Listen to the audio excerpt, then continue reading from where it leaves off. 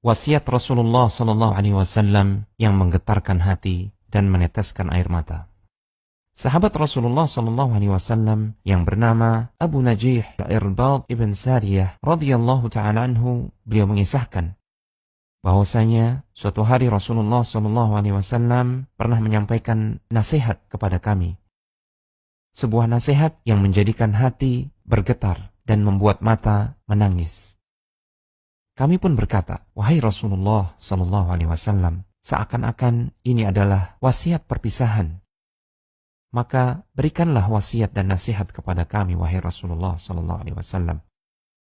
Nabi Sallallahu Alaihi Wasallam bersabda, aku berwasiat kepada kalian agar kalian senantiasa bertakwa kepada Allah Subhanahu Wa Taala, senantiasa mendengar dan taat kepada pemimpin, meskipun kalian dipimpin oleh seorang budak. Sungguh, orang yang hidup di antara kalian sepeninggalku, dia akan melihat terjadinya perselisihan yang banyak. Untuk itu, kalian wajib berpegang teguh pada sunnahku dan sunnah Al-Khulafa Ar-Rashidun yang terbimbing di atas jalan yang lurus. Pegang teguhlah ia, gigitlah ia dengan gigi geraham kalian, serta tinggalkanlah setiap perkara yang diada-adakan dalam agama ini. Karena setiap bid'ah atau perkara-perkara yang diada-adakan dalam agama adalah kesesatan. Hadis riwayat Abu Daud.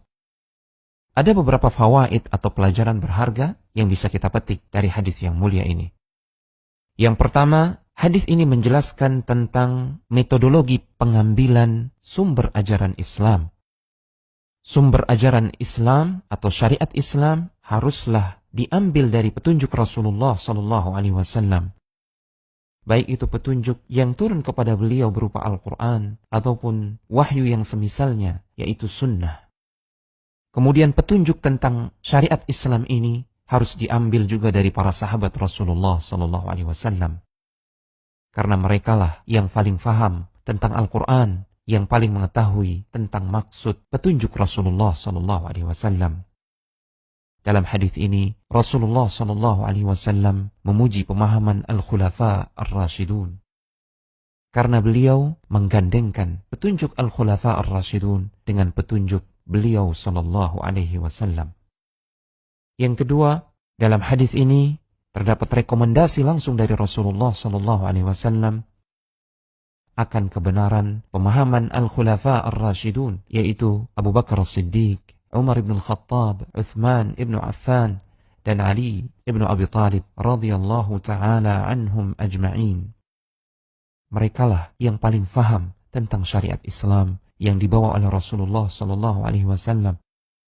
Maka kita juga harus mengikuti pemahaman mereka dalam memahami dan mengamalkan agama Islam yang mulia ini. Dengan kata lain, mereka telah mendapatkan jaminan dari Allah dan Rasul-Nya, jaminan akan kebenaran pemahaman mereka yang jauh dari penyimpangan dan ketersesatan. Memiliki sifat rasyid itu adalah tujuan semua orang yang menyambut perintah Allah Subhanahu wa Ta'ala. Allah Subhanahu wa Ta'ala berfirman dalam surat Al-Baqarah ayat yang ke-186, "Falyastajibu li wal yu'minu bi la'allahum yarshudun." Hendaklah mereka menyambut seruanku, perintahku. Hendaklah mereka beriman kepadaku agar mereka menjadi orang-orang yang rasyidin, yaitu orang-orang yang terbimbing di atas jalan yang lurus. Pelajaran yang ketiga dari hadis ini mengandung isyarat tentang metodologi atau cara kita berinteraksi dengan sumber pengambilan ajaran syariat ini. Ajaran Islam ini dan syariat ini harus diambil ilmunya dengan penuh penghormatan dan penuh pengagungan, dan harus dipegang sekuat tenaga. Bahkan Rasulullah Sallallahu Alaihi Wasallam menggambarkannya dengan beberapa ungkapan. Beliau mengatakan, wajib atas kalian untuk berpegang teguh dengan sunnahku dan sunnah para Al-Khulafa Ar-Rashidin. Kemudian Rasulullah Sallallahu Alaihi Wasallam menambahkan penekanan dengan ungkapan beliau, gigit dia dengan gigi geraham kalian. Ini semua menggambarkan betapa kita harus memegang teguh sunnah Rasulullah Sallallahu Alaihi Wasallam. Jangan sampai kita berpaling kepada ajaran-ajaran lain yang menyimpang dari jalan Rasulullah Sallallahu Alaihi Wasallam dan Al-Khulafa Ar-Rashidun dan para sahabat yang lainnya.